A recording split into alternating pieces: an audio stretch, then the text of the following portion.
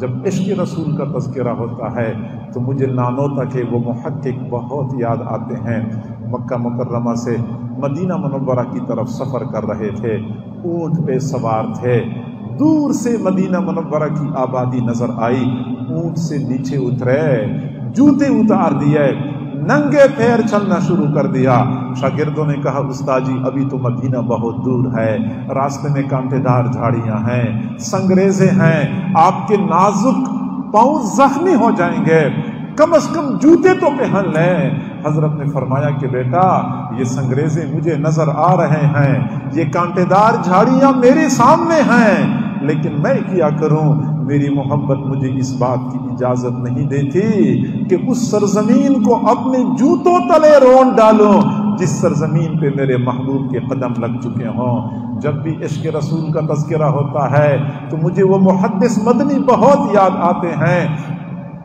دارالعلوم دیوبند میں پڑھا، یہیں پہ پلے بڑھے، لیکن حضور صلی اللہ علیہ وسلم نے اپنے پاس بلا لیا، چنانچہ مدینہ منورہ میں مسجد نبوی میں منبر رسول پہ بیٹھ کے 18 سال تک مسلسل احادیث رسول کا درس دیا۔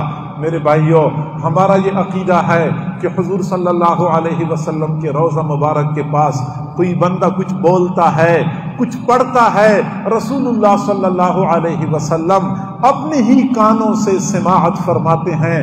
میں خود ہی تصور میں مگن ہو جاتا ہوں تو مجھے یوں محسوس ہوتا ہے جیسا کہ حضرت مدنی رحمت اللہ علیہ کو اسی لیے مدینہ منورہ پہنچایا گیا تھا کہ حضور صلی اللہ علیہ وسلم نے حضرت مدنی سے سننا تھا کہ آپ مجھے سنائیں آپ نے دارالعلوم دیوبند میں اپنے اساتذہ سے کیا پڑھا ہے۔ دنیا میں ہم دیکھتے ہیں استاد جب اپنے شاگردوں سے سبق سنتے ہیں تو شاگردوں کی جوڑیاں لگاتے ہیں، آپ اس کو سنائیں اور آپ اس کو سنائیں، آپس میں ایک دوسرے کو سناتے ہیں۔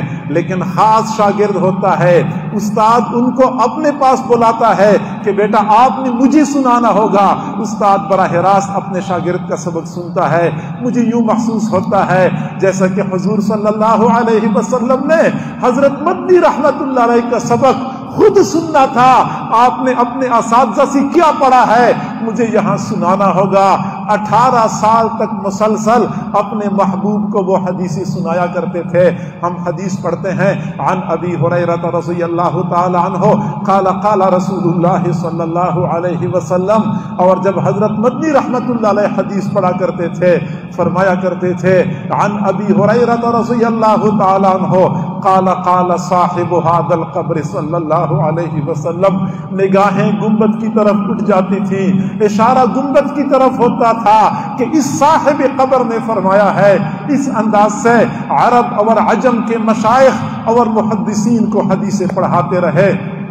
واپس تشریف لائے، دارالعلوم کے صحن میں کیکر کا درخت لگوایا۔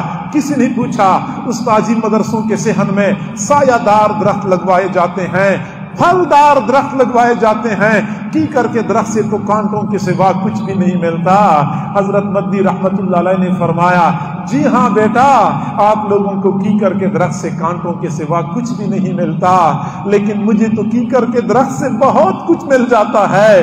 جب سے میں نے پڑھا ہے کہ حضور صلی اللہ علیہ وسلم نے حدیبیہ کے میدان میں جس درخت کے نیچے صحابہ کرام سے بیعت لی تھی وہ کیکر کا درخت تھا، اس دن سے میرے دل میں کیکر کی محبت پیدا ہو چکی ہے۔ میں کیکر کو دیکھتا رہوں گا، اپنے محبوب کی یاد کو تازہ کرتا رہوں گا۔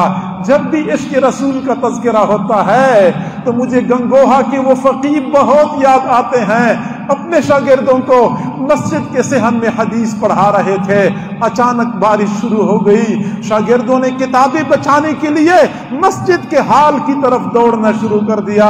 حضرت گنگوئی رحمت اللہ علیہ نے دیکھا شاگردوں کی جوتیاں گیلی ہو رہی ہیں، فوراً مسجد کے دروازے کے پاس پہنچے، اپنا رومال بچھایا، شاگردوں کی جوتیاں رومال میں ڈال دی، اپنے سر پہ گٹڑی بنا کے سر پہ جوتیاں حال کی طرف لے جانی شروع کر دی۔ شاگردوں کی چیخیں نکل گئیں، استاد جی ہمیں اتنا تو گناہگار نہ کریں، ہمیں شرمندہ نہ کریں، ہماری جوتیاں تو کم از کم سر پہ نہ اٹھائیں۔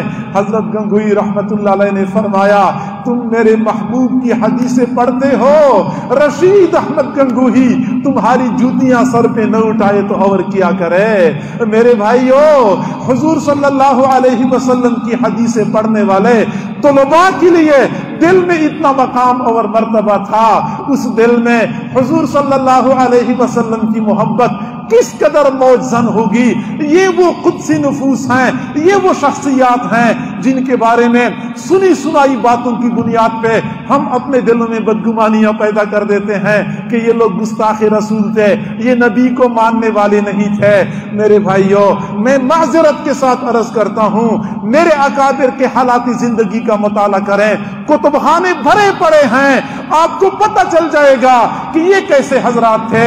ان کے جسم کی رگ رگ اور ریشے ریشے میں محبت رسول سمائی ہوئی تھی۔ حضرت گنگوئی رحمت اللہ علیہ کی عمر 80 سال ہو چکی تھی، دونوں آنکھوں کی بینائی مکمل ختم ہو چکی تھی، لیکن اس کے باوجود رات کو سونے سے پہلے 3 سلائیاں سرمے کی دائیں آنکھ میں ڈالا کرتے تھے، 3 سلائیاں بائیں آنکھ میں ڈالا کرتے تھے۔ کسی نے پوچھا استاد جی سرما تو اس لیے آنکھوں میں ڈالا جاتا ہے تاکہ بینائی محفوظ ہو، آپ کی بینائی تو مکمل ختم ہو چکی ہے تو سرما ڈالنے کا کیا فائدہ؟ فرمایا بیٹا مجھے بینائی سے کچھ بھی لینا دینا نہیں ہے، میں نے اپنے محبوب کی ادا کو زندہ کرنا ہے۔ میرے محبوب آنکھوں میں سرما ڈالا کرتے تھے، میں بھی آنکھوں میں سرما ڈالتا ہوں۔ اولئک آبائی فجئنی بمثلہم، اولئک آبائی فجئنی بمثلہم اذا جمعتنا یا جریر المجامع۔ اللہ تعالی ہم سب کو سمجھنے اور عمل کرنے کی توفیق عطا فرمائے۔ وآخر دعوانا ان الحمد للہ رب العالمین۔